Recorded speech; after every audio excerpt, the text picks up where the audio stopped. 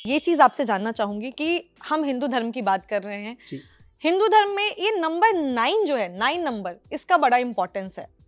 तो क्या कहीं वेद में या कहीं कोई ऐसा 9 नंबर लिखा है, अंकों की बात की हुई है तो 9 नंबर लिखा हुआ है कहीं, ये मैं आपसे जानना चाहूंगी कि आखिर क्यों इतना महत्व है। देखिए 9 नंबर का बहुत बहुत ज़्यादा डीप मीनिंग है, इसलिए भी क्योंकि देखिए सुपरस्टिशन में जाएंगे तो बहुत सी चीज़ें हो जाएंगी, लेकिन अगर आप उसको एक लॉजिकल वे में समझने का प्रयास करेंगे तो चाहे आप उपनिषदों को पढ़ें, वहाँ पर जो शांति पाठ होता है तो उसमें जो मंत्र हैं, जो हमारा पूर्णमिदम एक मंत्र है, उसमें से जब ऋषियों ने उसको पढ़ा, उसको समझने का प्रयास किया, तो वहाँ से 2 चीज़ें निकल के आई कि जो भी ईश्वर है, अगर वो ईश्वर है तो उससे शून्य और इन्फिनिटी 2 चीज़ ऐसी हैं जो अछूती नहीं रहेंगी।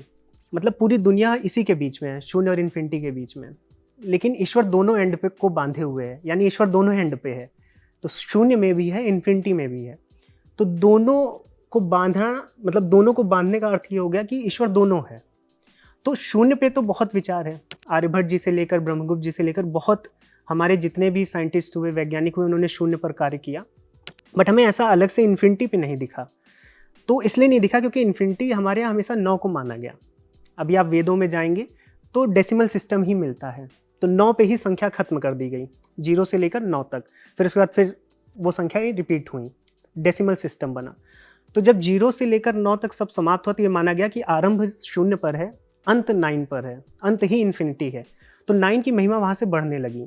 फिर अलग अलग जगह पे देखा जाने लगा कि हम 0 से लेकर 9 तक ऐड भी करते हैं तो हमें 9 मिलता है।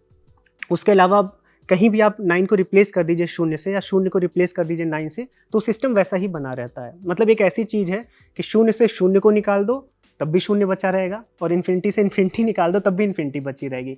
तो वही पूर्णता है। तो ये पूर्णता केवल ईश्वर में है। तो 0 और 9 ये ईश्वर के हैं, इसलिए सनातन धर्म में 0 और 9 को बहुत ज़्यादा ऑस्पिशियस नंबर्स माना गया है। और इसीलिए 9 ग्रह हो गए, चाहे 9 दुर्गा हो गई, उसके बाद 9 नंबर पे हमने 108 नंबर, 18 पुराण हो गए, हमारे 18 दिन का युद्ध हुआ महाभारत में, फिर वो 108, 1008, इन नंबर्स को बहुत ज़्यादा पवित्र माना जाने लगा।